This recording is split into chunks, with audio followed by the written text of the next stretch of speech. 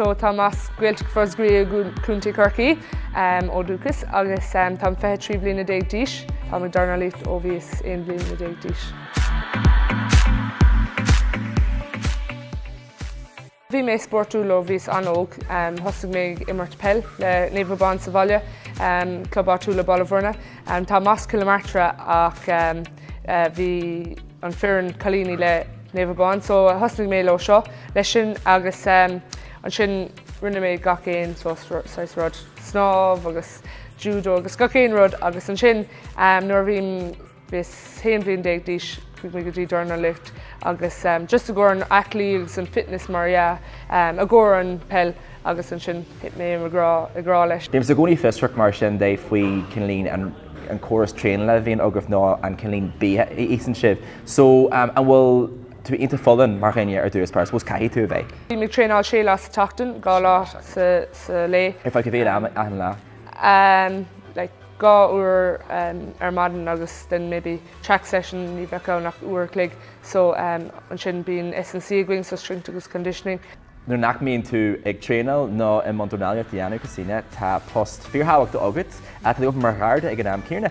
Tá sé an dechar, mar bhí mé gobar gach ihe agus fear ceithre uair clig ach tá siad an bhadam caig mé ará. Ag glóirt bíon seicúlaíocht fós dornáis lá tainiúhan agus a dtíobh mé an hóstal today. Nuair bhíon trid ar siúil, bíon daoine ag scríb faoi ar Twitter agus leithéid. An gurhaint sin riomh Jackard agus conas a dhéalaíonn tú le as óas atá dúilteach through Beiidir. Ní bhí mig bacló. Ní léon sumagam, well, bí mar na man sosiálta, bí mar Facebook agus gach éon rud, but ní léon sim, really. Ní bhí mig fécinn ar na comment sin. Yeah, sin é. Céirí do chus túramí mar sin dé faoi leithéid MMA agus Conor McGregor? So it's actually má Conor McGregor gan doubt. Ní léon sim agam sa sport MMA, ní bheoh mé habal é dhéanamh. Tá sé deachar go leor mar lábha úsáid gan gach éon rud eile úsáid. So níl sim agam in san MMA agus ní bhíon mé á fécinn ar an MMA. Ní bhí mé fécinn ar an dornálaíocht. Fiú, so. Cén duine is mó thugann inspráid dit? So inspráid, I suppose, caig mé Kate Taylor á.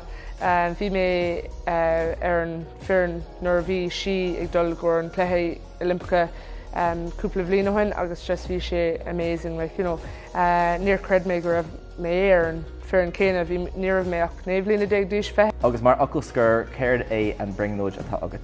Chluthaí Olympacha feith agus tám ógan is, so chluthaí Olympacha feith ceathair más rud é nach feim an chluthaí Olympacha feith ar mis mar inspráid na daoine óga agus is gan áras daoine óga sa Bhaile i gCorcaigh i Bhaile.